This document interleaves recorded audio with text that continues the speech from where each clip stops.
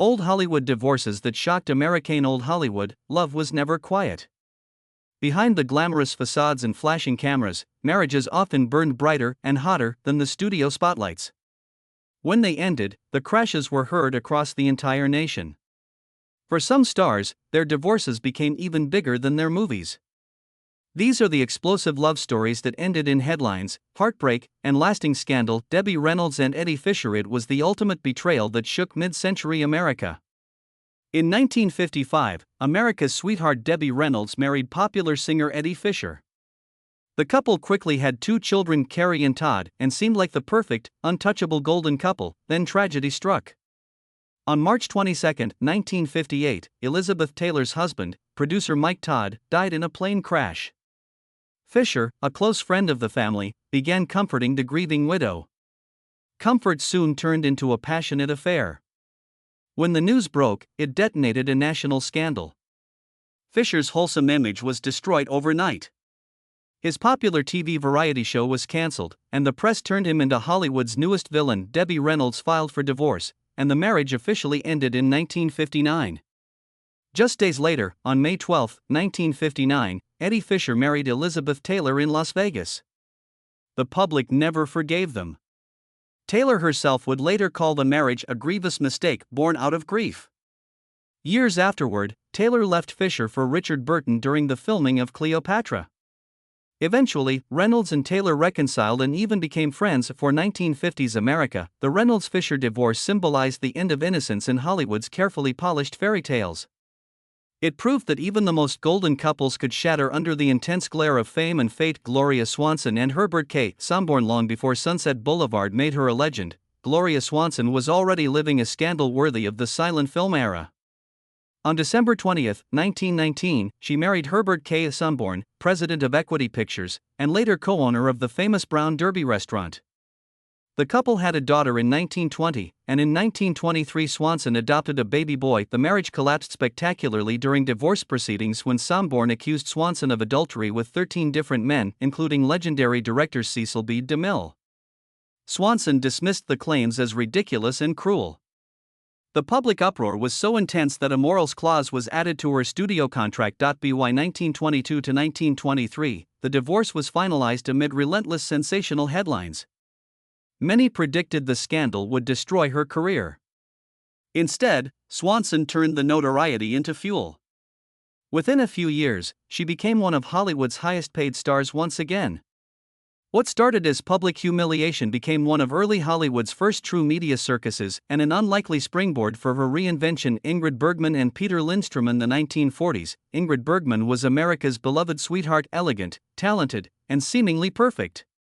But between 1949 and 1950, her private life triggered one of the biggest moral scandals in Hollywood history. Bergman had married Swedish physician Peter Lindstrom in 1937, and they had a daughter named Pia.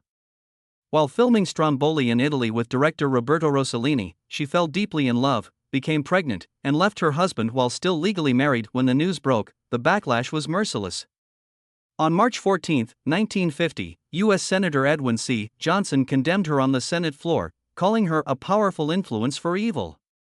American studios and theaters largely boycotted her films for years. Bergman divorced Lindstrom in 1950, gave birth to Rossellini's son that February, and married the director shortly afterward.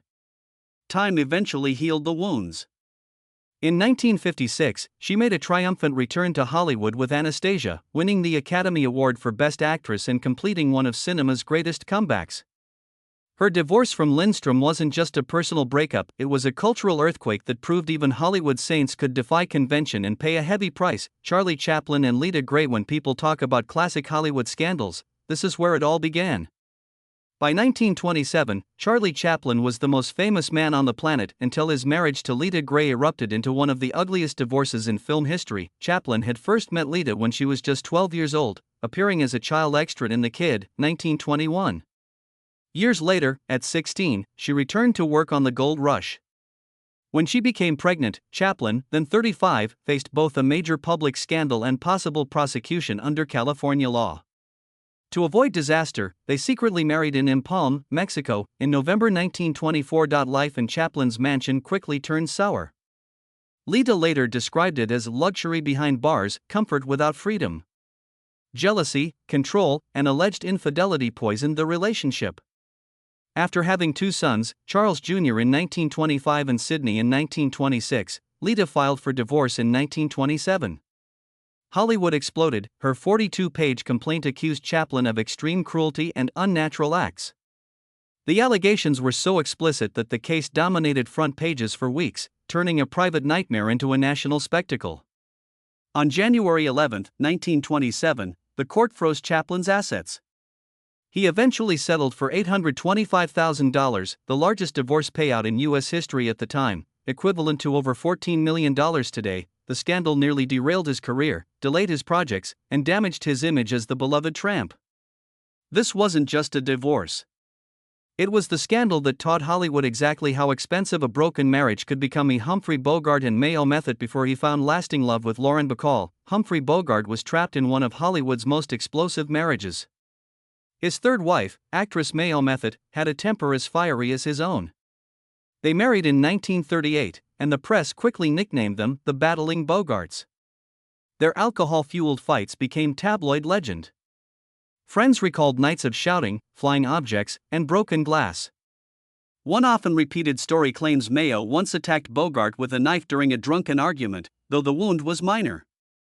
Bogart reportedly described their life together as two scorpions in a bottle. By 1944, after meeting Lauren Bacall on the set of To Have and Have Not, the marriage was beyond repair. Their divorce was finalized in May 1945, ending a turbulent chapter and paving the way for one of Hollywood's most iconic romances. The legend of the Battling Bogarts remains a cautionary tale of passion taken to a dangerous extreme. Marilyn Monroe and Joe DiMaggio. When Marilyn Monroe married baseball legend Joe DiMaggio on January 14, 1954, it looked like a perfect fairy tale, Hollywood's ultimate sex symbol and America's greatest baseball hero. But behind the public smiles, tension simmered. DiMaggio adored Marilyn but struggled with her overwhelming fame. He craved privacy while she was becoming the most photographed woman in the world. The breaking point came during the famous Subway Great publicity shoot for the 7-year itch on September 15, 1954. The massive crowd and spectacle triggered DiMaggio's jealousy, and the fallout was swift. Their marriage lasted only 9 months. In October 1954, Marilyn filed for divorce citing mental cruelty, visibly emotional as she told reporters it had to end. Even after her tragic death in 1962, DiMaggio arranged her private funeral and famously kept Hollywood at a distance. For nearly 2 decades, he had roses delivered to her crypt, often 3 times a week, and he never remarried. Their story remains one of Hollywood's most haunting reminders that fame can destroy even the deepest love. Joan Collins and Anthony Newley. In 1963, British actress Joan Collins married singer-comedian Anthony Newley in what appeared to be a match made in showbiz heaven.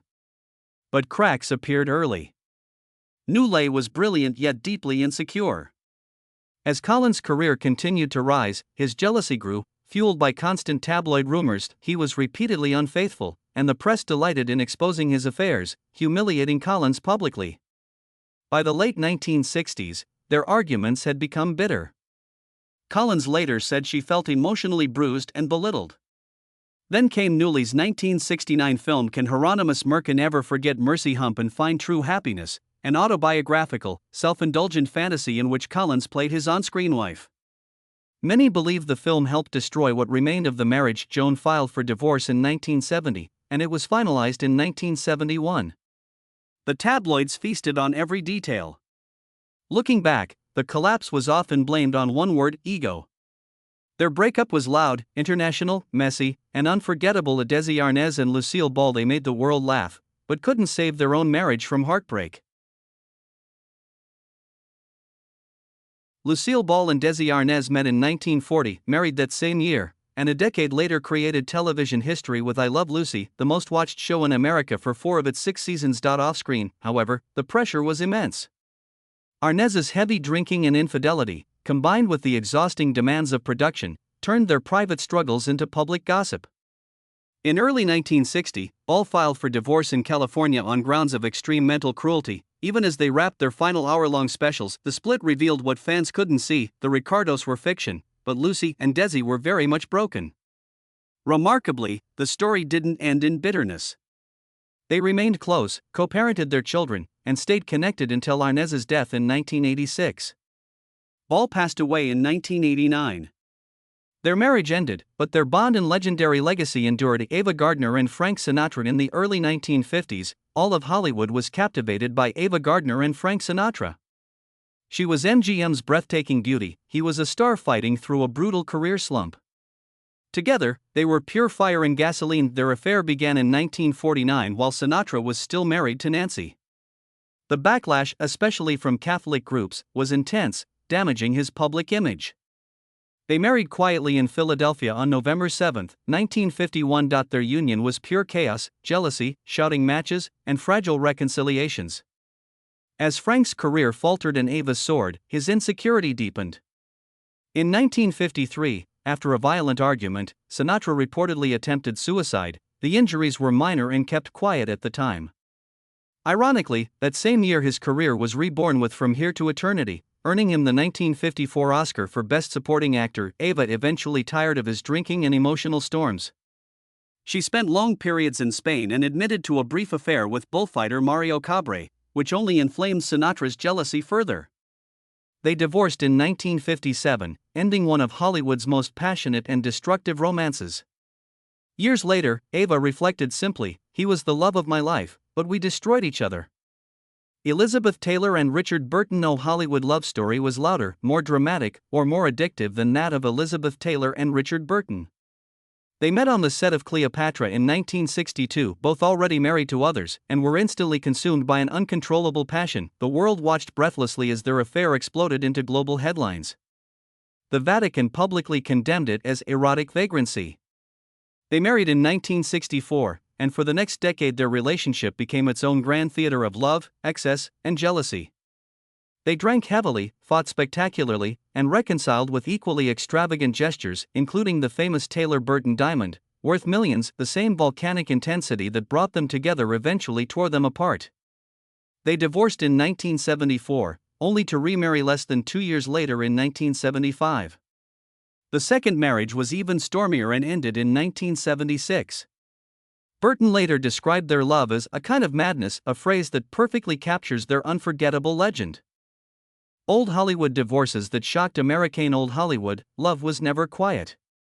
Behind the glamorous facades and flashing cameras, marriages often burned brighter and hotter than the studio spotlights. When they ended, the crashes were heard across the entire nation. For some stars, their divorces became even bigger than their movies. These are the explosive love stories that ended in headlines, heartbreak, and lasting scandal. Debbie Reynolds and Eddie Fisher. It was the ultimate betrayal that shook mid-century America. In 1955, America's sweetheart Debbie Reynolds married popular singer Eddie Fisher. The couple quickly had 2 children, Carrie and Todd, and seemed like the perfect, untouchable golden couple. Then tragedy struck. On March 22, 1958, Elizabeth Taylor's husband, producer Mike Todd, died in a plane crash. Fisher, a close friend of the family, began comforting the grieving widow. Comfort soon turned into a passionate affair. When the news broke, it detonated a national scandal. Fisher's wholesome image was destroyed overnight. His popular TV variety show was cancelled, and the press turned him into Hollywood's newest villain. Debbie Reynolds filed for divorce, and the marriage officially ended in 1959.